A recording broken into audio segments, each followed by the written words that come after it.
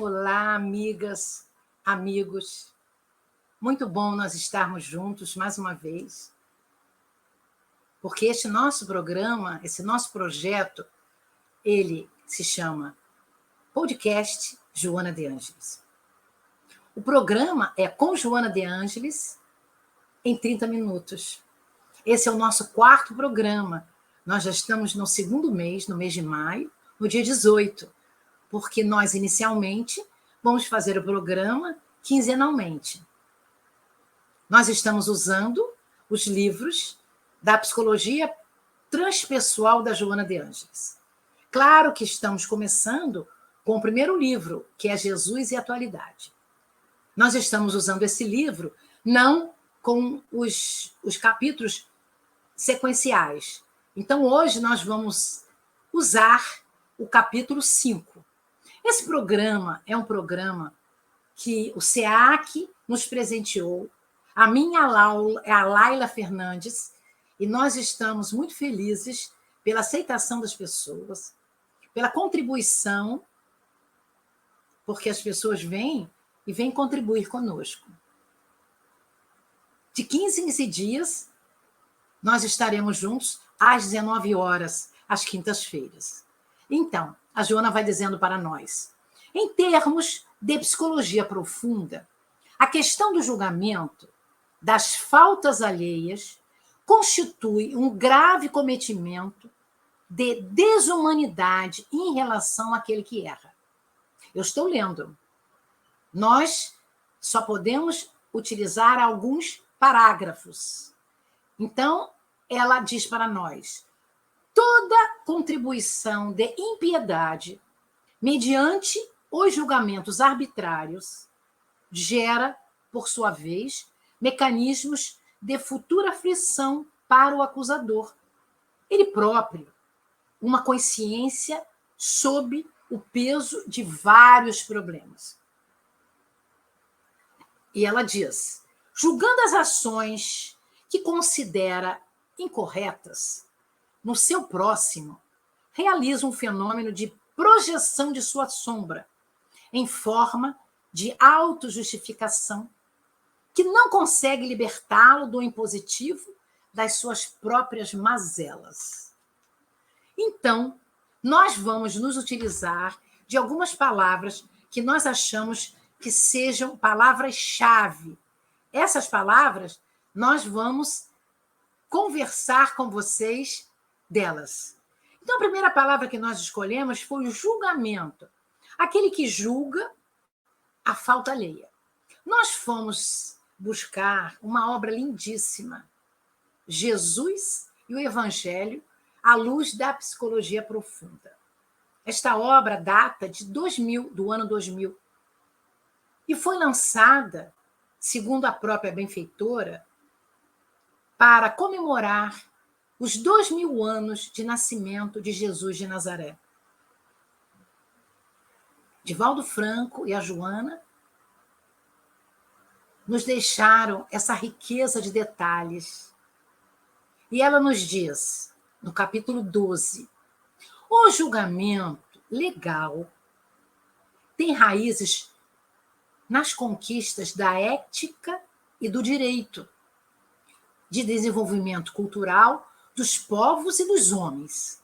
Então, há muito tempo que nós estamos tramitando para que tenhamos sempre o julgamento melhor.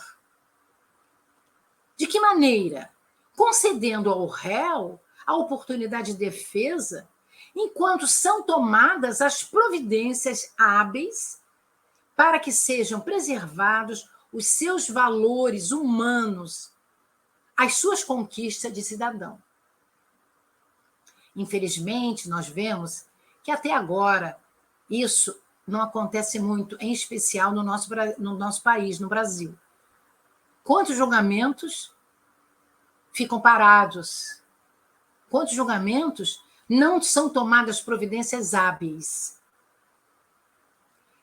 Mas ela diz, o julgamento arbitrário e contumaz que a maioria de nós faz com relação a alguém, esse julgamento decorre da nossa própria inferioridade, ou seja, da inferioridade do opositor. Nós que nos opusemos àquela ideia, àquele fato. E ela diz que apenas esse opositor vê sua própria imagem, a imagem projetada. E ele não gosta dessa imagem. O opositor odeia essa imagem, porque ele está sedento de destruí-la.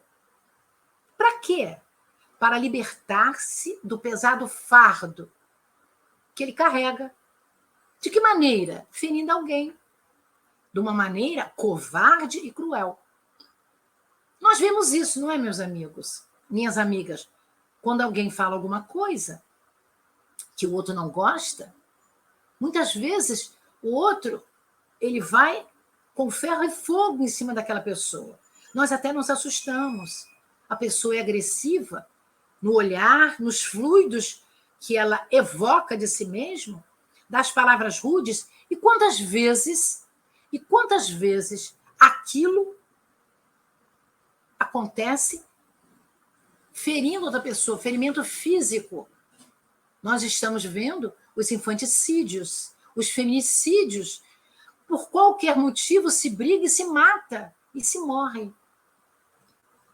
Então, são julgamentos nefastos que a pessoa faz porque ela tem problemas milenares dentro dela. Que a Joana nos diz que são sombras. Porque Jesus disse para nós: vós sois deuses, fazei o que eu faço e muito mais. Brilhe a sua luz. Então, a pessoa que não consegue deixar brilhar a sua luz, ela não trabalha as suas dificuldades, as sombras, ela vai projetar essa sombra para as pessoas que estejam perto de nós. E muito mais em cima daquela pessoa que ela se vê projetada. É isso que a Joana está falando.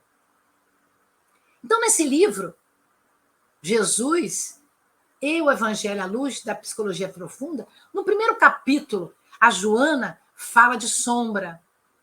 Ela diz: sombra, ela é geradora de impulsos automáticos.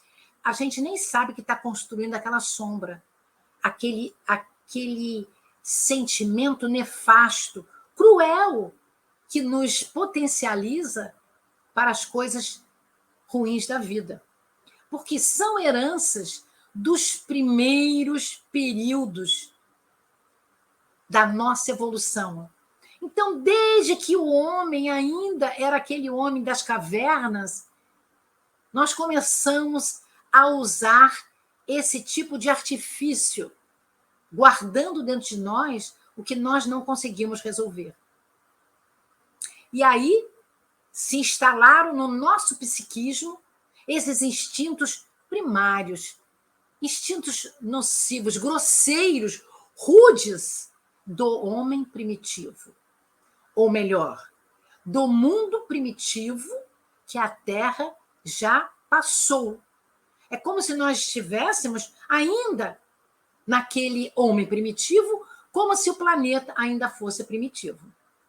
Mas que isso tudo remanesce em controle das atividades do nosso processo de crescimento. Então, nós vamos crescendo e vamos tentando sermos melhores, mais dóceis, mais tranquilos.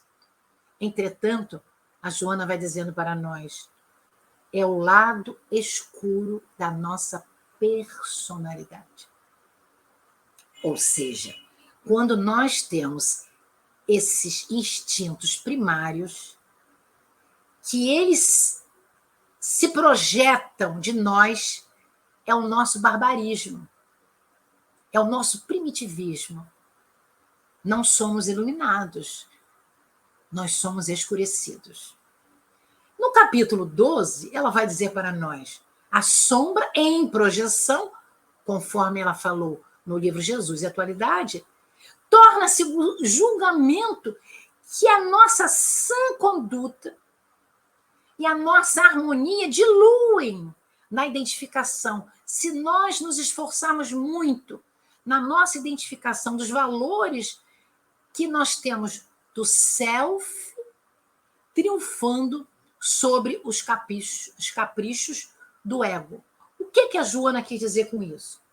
Então, ela nos fala que nós temos um eixo, que nós transitamos, vamos transitar sempre, até sermos espíritos crísticos, quando atingirmos o nosso self, ou seja, quando estivermos em contato com o Criador. Então, o eixo ego-self é da personalidade até chegar à divindade. Nós um dia seremos divinos, não divinos igual a Deus, mas crísticos, puros. Então, nós estamos projetando caminhos para que possamos usar a nossa individuação até sermos espíritos superioríssimos. Vai demorar muito tempo. Por ora, o nosso ego é muito forte, egoístico. Então, nós fazemos coisas que, às vezes, nos arrependemos. A maioria das vezes, quando nós já temos consciência do nosso erro. Numa outra obra chamada Triunfo Pessoal, do ano 2002, no capítulo 1, a Joana vai dizendo para nós: a sombra pode ser uma personificação não identificada, que nós não conseguimos ver, mas que não nos fez bem e nós não conseguimos arrumar. Ou talvez ela tenha sido teimosamente negada. É alguma coisa que eu não gostei e eu nego. Eu não sou assim. Eu não fiz isso. E que muitas vezes isso se apresenta nos sonhos, com as mesmas características daquele paciente, porque isso é quase uma doença. Então, aquele paciente vai sonhar, e ela nos fala isso também na área sexual, vai sonhar com a sua sexualidade e vai ter um pesadelo. Essa sombra tormentosa que resulta da nossa consciência de culpa ou de um desconhecido, ou alguma coisa que aconteceu e nós não soubemos resolver. Tudo aquilo que é ignorado ou rejeitado com severidade se torna sombra e não se torna luz, porque nós não conseguimos traduzir aquilo da melhor maneira. Nós colocamos aspas, como dizemos na gíria, embaixo do tapete. E fica guardado, como se a casa estivesse limpa, porque olhamos, pisamos até em cima da sombra. Mas a Joana nos fala, no livro Em Busca da Verdade, no capítulo 8, esse livro é de 2009, que essa dificuldade de nós não podermos resolver o problema da nossa sombra é porque nós, no nosso íntimo, não sabemos diferenciar o que é o bem e o que é o mal. E aí isso dá origem à sombra, porque nós ficamos confusos. Que isso tudo, a falta de diferenciação do certo e do errado, tem origem no nosso ego dominador e arbitrário. É muito difícil, meus amigos, nós estudarmos essa parte da psicologia da Joana, o ego-self, a sombra, os arquétipos, porque isso tudo é muito complicado. Entretanto, a Joana vai dizendo para nós, Jesus sempre foi severo na educação dos julgadores da conduta alheia.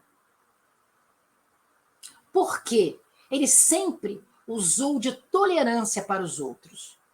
E ele foi severo com esses julgadores, aqueles que também o julgaram, os fariseus, os saduceus, os homens do sinédrio, e até os gentios, que o julgaram de uma maneira errônea.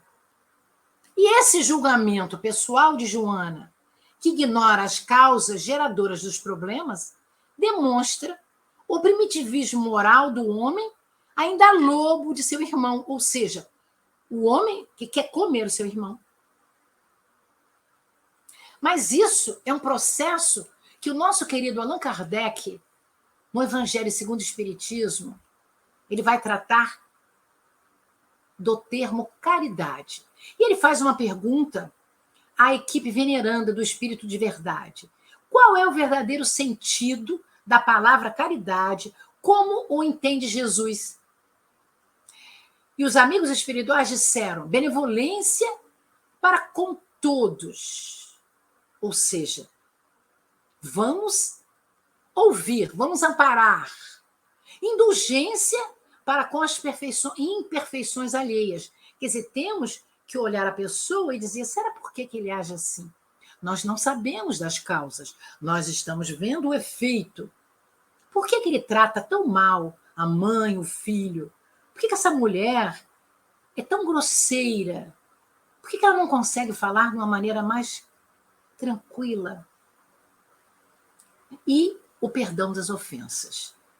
É uma tríade que nós chamamos de BIP. Mas o nosso codificador comenta nessa questão, que é 886. A caridade, segundo Jesus, não se restringe à esmola, a dar alguma coisa de dinheiro, mas abrange a todas as relações com os nossos semelhantes. Se trata, talvez, quer dos inferiores, quer dos iguais a nós e quer dos superiores. Isso nos coloca, meus amigos, num ponto nevrálgico, que nós teremos obrigação de tratar bem a todos, os terríveis, os muito bonzinhos e os mais ou menos iguais a nós. Não é assim? Que nós achamos que nós somos mais ou menos. Que um dia nós somos joio e outro dia nós somos trigo. Talvez sejamos hoje mais trigo do que joio. Na questão seguinte, na 887, Kardec nos diz: Jesus ensina ainda. Kardec nos diz: Jesus ensina ainda: amai aos vossos inimigos. O que seria amar os inimigos? É abraçá-los, beijá-los, botar eles dentro da nossa casa? Não. É perdoá-los, é o perdão das ofensas. Pagar-lhes o mal com o bem.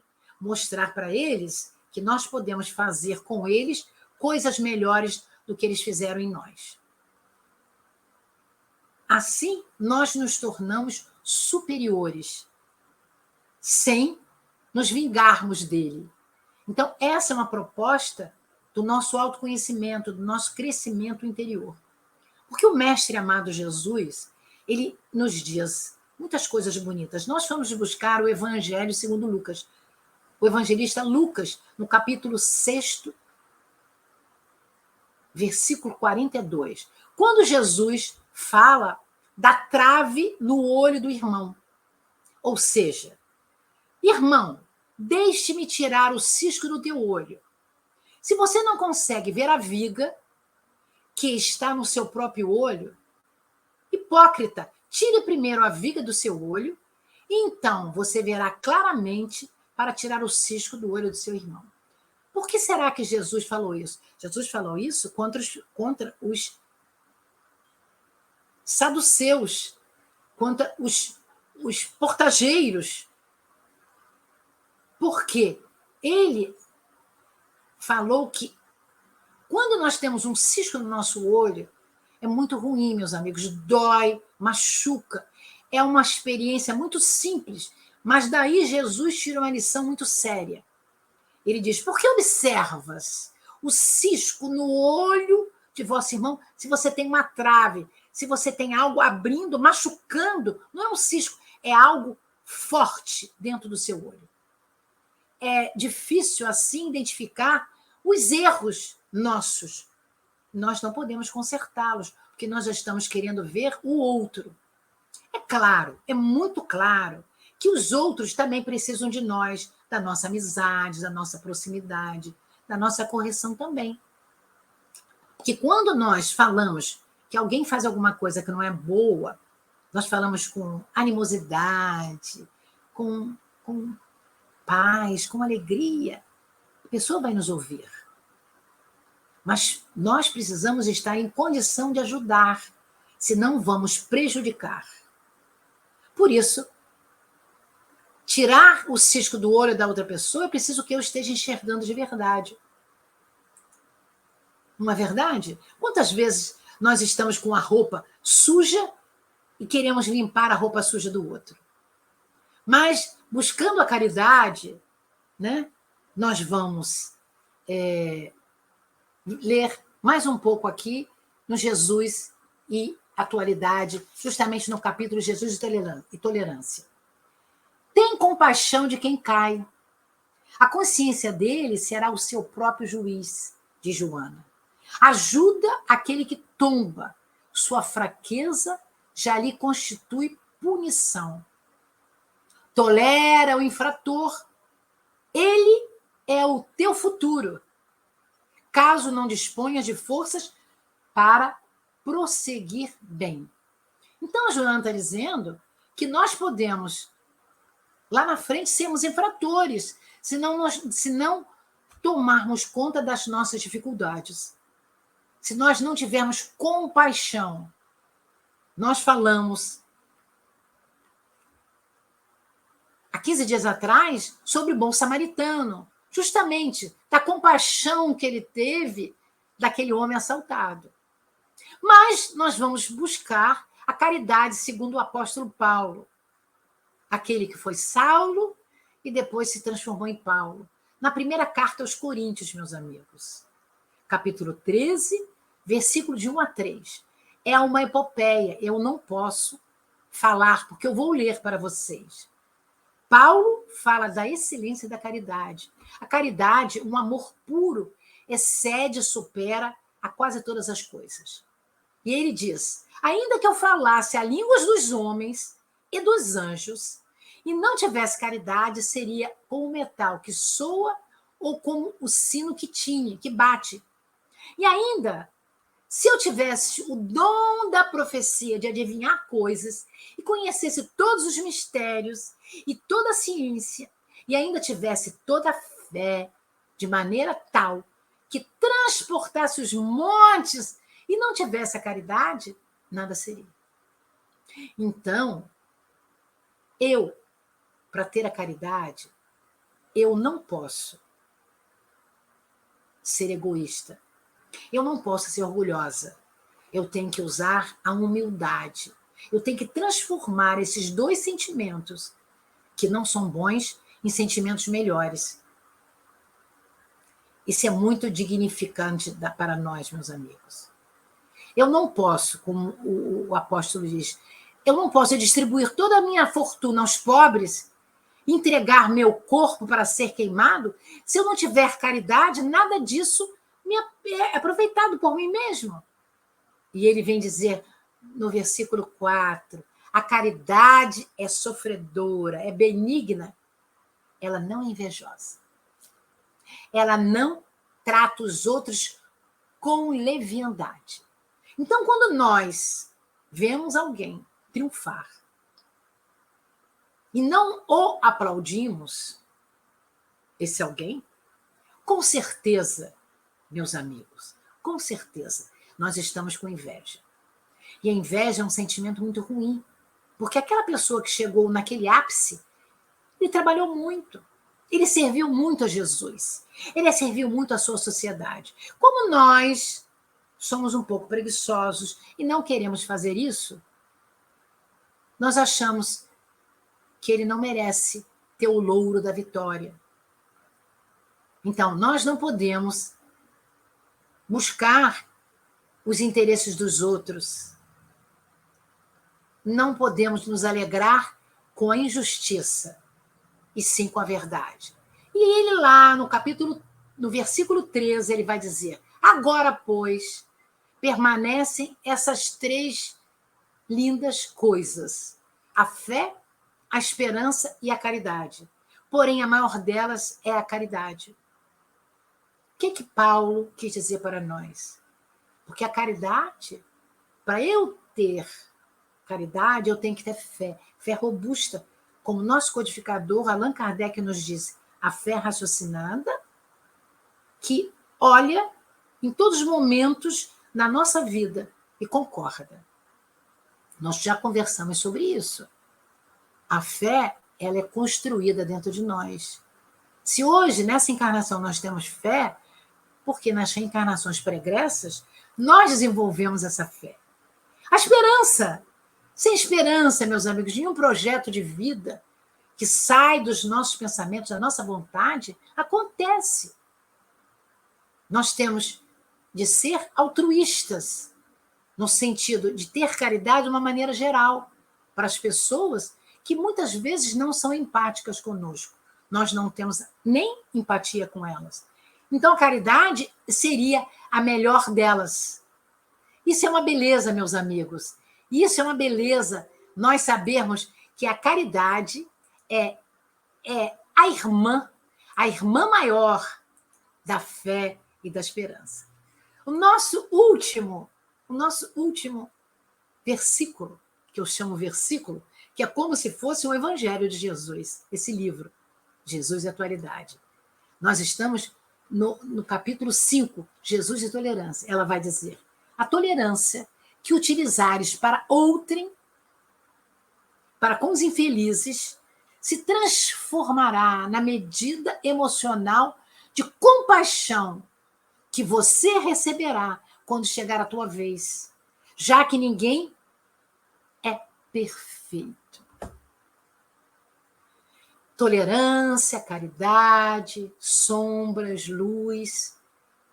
Quantas palavras que o texto traz: o amor de Jesus, o cisco no olho, o orgulho, a vaidade, a fé, a esperança e a caridade. Espero que todos tenham colaborado conosco na nossa vibração, que essa vibração tenha chegado nos lares de todos vocês, porque estamos nos despedindo do mês de maio. Logo entraremos no mês de junho, que é um mês muito lindo na minha vida.